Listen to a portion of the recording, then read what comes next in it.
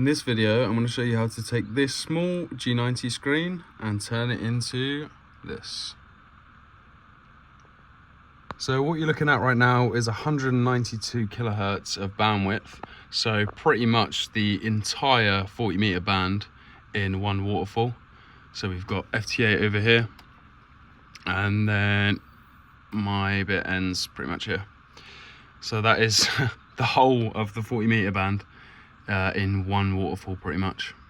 So this is actually really simple to set up, and I could have set this up a long time ago if I just did a bit more research. There just isn't many videos out there going over like maybe some problems that people have or other things that people can do, because I didn't do it the normal way. I did a different way, but I'll show you both techniques you can do to achieve this amount of bandwidth. So for this setup, all I have on my G90 is a 3.5 millimeter to 3.5 millimeter audio jack, TRS stereo cable. Make sure you get one of those, and that is going into the I/Q port in the back of my G90. There you go, a bit of a better angle there. So the 3.5mm jack is going into the I/Q port. So this is where I've done things a little bit differently. Instead of an external sound card, mine goes straight into the line-in on my motherboard. If you don't have a line-in on your motherboard, you will need to get an external sound card. But there is an important thing to keep in mind when buying your external sound card. So some sound cards can be quite misleading. I picked this one up thinking it was 192 kilohertz, but it was actually 48 kilohertz. So it only gave me 48 kilohertz of bandwidth. It does do 192 kilohertz, but it only does it for, I think it's the headphone jack, which is not what we want at all. So yeah, keep in mind when you're buying these on Amazon, read the description. They might be a bit expensive if you're going for 192 kilohertz bandwidth one, because it's a lot of bandwidth and they're normally professional grade ones.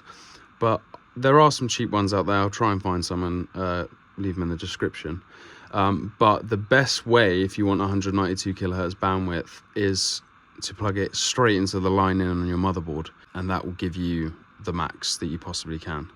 Just to show you what I mean, so right now we have 192 kilohertz. I can go around the band and everything like that, but I'll show you what it's like if we had a lot less bandwidth. If you go down here and select the bandwidth, you can see I'm on 192 kilohertz. But if I select 48, we now drop massively. So that's pretty much cut it in half. Oh, well, way more than half. So here we go. Now we're back to 192 kilohertz and we have the full bandwidth. So you want to get one that has as much bandwidth as possible. Because if you get one with like that, that's no better than your G90 screen already. So you might as well not really use that. You want to try and get one that has 192 kilohertz. Right, if you've made it this far, you've plugged your stereo cable either from your G90 to your external sound card or your motherboard line in, and now you want to set everything up. So the first thing we do is we go down here and we go down to options, and you want to select input, make sure it's on sound card and MME 16-bit drivers. Next we go to input channel mode for receive, and we want these both checked. Now we go to output channel mode for receive, and we want IF as I left/Q right. Next down the list we have the RF front end configurations. You want to click on that and that will open a little window. By default I believe it's this one selected, but you want to select this one and you want to select your Omni rig and full sync in both directions. I'll go to Omni rig now just in case you haven't set that up.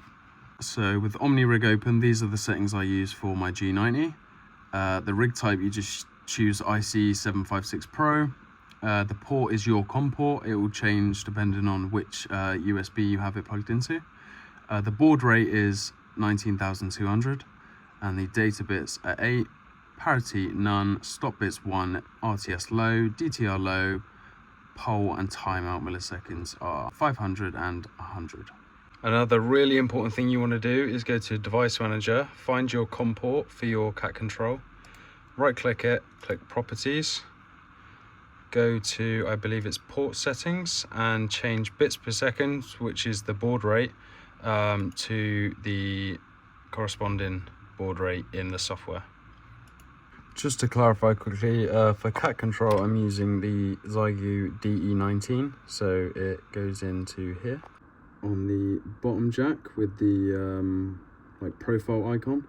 But if you don't have the D19, you can easily just use the cat cable that comes included with the G90. Now to configure OmniRig with HDSDR, we're going to go to Options. We're going to go to Cat to Radio OmniRig. And you're going to basically check all of these. You should just be able to sync rig 1 and then most of these will check automatically. But as you can see, IC756 Pro online. So next you want to go to Cat to HDSDR. You want to go to port, select your port, change the baud rate to the correct baud rate. Now we're going to move down to TX and we're going to select mute receive audio on transmit. Another quick thing you want to do is go into your sounds, go to recording and make sure your line in is default. And also another very, very important thing, click on your line in, go to properties, go to advanced and change this to the highest quality it possibly can be. Otherwise, if you're down here on 48 kilohertz, then you're not getting 192 kilohertz that you could be. I found out this the hard way, and I could actually have had 192 kilohertz the whole time. So make sure that is checked. A few little extra things. Go to your sound card, make sure your line in is checked, and this you can set to whatever you want really, your speakers. Sometimes the audio is a bit weird, I haven't figured that out yet. I mainly use my radio audio anyway. I don't use the audio coming out of the computer. But you can select your speakers or something else. But yeah, I normally leave them muted anyway. Just make sure your receive input is your line in. And for the bandwidth, I have it set to 192 kilohertz input and 192 kilohertz output. So that gives me a nice little flow down here at the bottom, and then the 192 kilohertz output at the top as well. So for example, if I were to go over to FT8, so I can see it up here, and I can also see them individually down here as well. Now let's go over some problems you may encounter. So the first things first is basically it's just an aesthetic problem really. So you see here there's a little notch. It's not really that noticeable when you're zoomed all the way out. When you zoom in further it gets a little bit more noticeable, but that is unfortunately just the DC spike from the G90. I've tried eliminating it as much as possible by using external sound cards, shielded TRS cables, pretty much everything. Another guy tried doing everything as well, but yeah, just to no avail unfortunately. But the way to get around that is to go to options, calibration settings, and then you want to go to DC removal calibration for receive. So you want to mess around with this number, keep on IIR high pass auto, and mess around with this bandwidth number until when you're zoomed all the way out, it pretty much disappears without leaving a massive gap. So if you see, if I zoom out all the way now, I don't have that gap. You can see a tiny, tiny faint line, but that's pretty much it, and you tend to forget about it anyway. But if I were to turn the DC removal calibration off, I mean, that line just becomes a thick red line and it follows me wherever I go. And it just doesn't look pretty at all. So if you have DC removal calibration for RX and just put that to IIR, high pass auto, your bandwidth hertz will differ. So change it depending on that. It will also differ depending on if you have preamp and attenuator on. So it's not as big at the moment. But if I were to put preamp on, for example, that notch gets a lot thicker. And if I were to put my attenuator on, that notch gets a lot higher instead of like lower down in the noise floor, if that makes sense. But yeah, just play around with it. That's unfortunately just something that happens with my experience and a lot of other people's experiences I've seen online. So yeah, just play around with it and see what happens. Another thing to do is to calibrate your S meter. So you might have to do this not a lot of the time if you're on one band, but it's just good to gauge the right waterfall and so you see the correct stuff coming through. and it's the correct like strength. So like the reds are actually strong signals, etc, etc. Basically what you do is you look at your G90, you look at this number here. If it's fluctuating up and down, you just pretty much pick a midpoint. So I'll probably go for like 104 maybe. Minus 104. And then we hit calculate. And then you see my waterfall adjusted a tiny bit.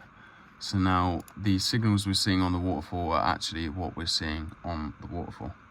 Well, that's a lovely bit of QRM, isn't it? Charlie Lima. Who's the Sierra India? Yeah, afternoon Jim, Mike 0 November Sierra India. It's Brian Jim, over. Gotcha. Mike 0 November Sierra India. So yeah, it's really convenient having this much bandwidth. You can zoom in and out, you can change the speed, whatever you want to do of the waterfall and everything like that. So it's just really nice, especially visualizing this.